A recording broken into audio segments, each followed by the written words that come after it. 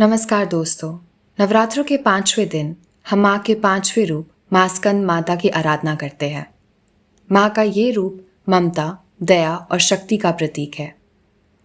माँ अपनी गोद में अपने पुत्र कार्तिकेय, जिसे स्कंद भी कहा जाता है, उनको लिए होती है। इसी वजह से उनका नाम पड़ा स्कंद माता, यानी स्कंद की माता। तो शुरू करते हैं माँ स्कंद माता की कहानी। सती के शरीर त्यागने के बाद शिवजी गहरी तपस्या में चले गए।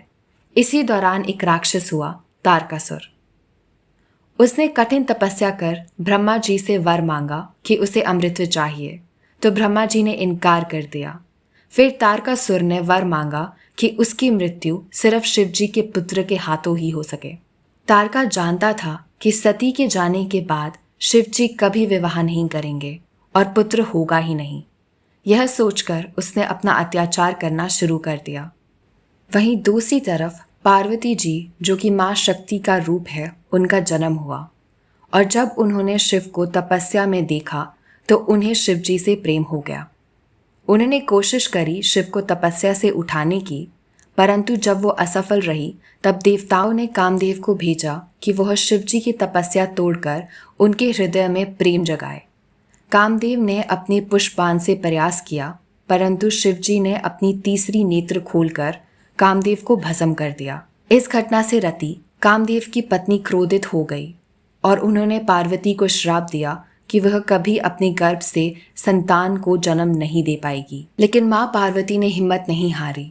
उन्होंने कठिन तपस्या की शिवजी को प्रसन्न करने के लिए। अंत में शिवजी पार्वती से प्रभावित हुए और उनसे विवाह कर लिया। विवाह के बाद दोनों ने कठिन तपस्या की, अपनी सारी तपस्या शक्ति एक दिव्य सृजन में केंद्रित करने के लिए। दोनों के मस्तक से निकलते तेज की ज्योति एक बड़े अग्निगोल के रूप में निकली। यह तेज इतना प्रबल था कि अग्निदेव भी इसे संभाल नहीं पाए। अग्नि ने इसे गंगा जी को दे दिया, परंतु गंगा जी भी इस ऊर्जा को नहीं संभाल पाई। अंत में इस दिव्य ऊर्जा को सरकंडा के वन में स्थापित कर दिया गया और वहीं से एक दिव्य शिशु का जन्म हुआ, स्कंद, जिसे हम कार्तिकेय या मुरुगन नाम से भी जानते हैं।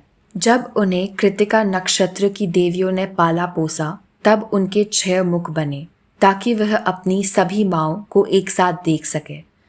इसी वजह से उन्हें षण्मुख भी कहा जाता है। आगे चलकर स्कंद ने तारकासुर का वध कर देवताओं को उसके अत्याचार से मुक्त करवाया।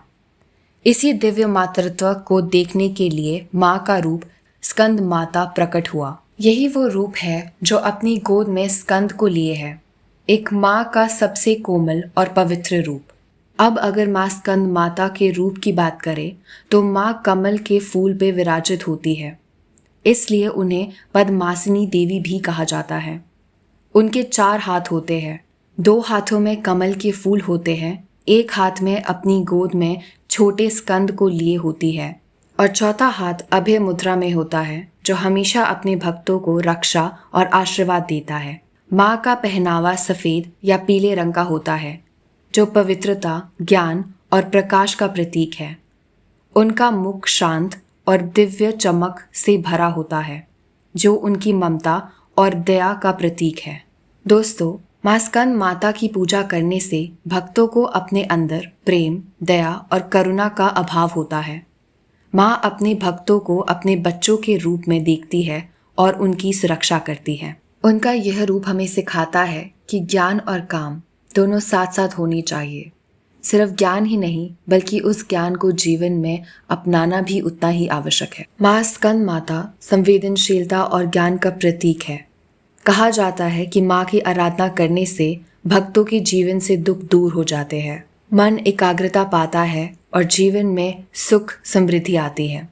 माँ की कृपा से संतान प्राप्ति का आशीर्वाद भी मिलता है और परिवार में प्रेम और शांति मिलती है। नवरात्रों के 5वें दिन माँ स्कंद माता को कमल के फूल, दूध से बने प्रसाद और सफेद वस्तु अर्पित किए जाते हैं। उनका मूल मंत्र है ओम देवी स्कंद माताए नमः। तो दोस्तों, माँ स्कंद माता हमें सिखाती है कि माँ का प्रेम सबसे शीतल है। माँ अपनी गोद में अपने बच्चों को लेकर रक्षा करती है। वैसे ही माँ स्कंद माता हमेशा अपने भक्तों को गोद में लेकर उनकी रक्षा करती है। नवरात्रों के 5वें दिन माँ स्कंद माता की आराधना करने से हम अपने जीवन में प्रेम, शांति, ज्ञान और शक्ति को आमंत्रित करते हैं। अगली कहानी में हम माँ के छठे रूप से मिलेंगे। तब तक के लिए जय माता दी।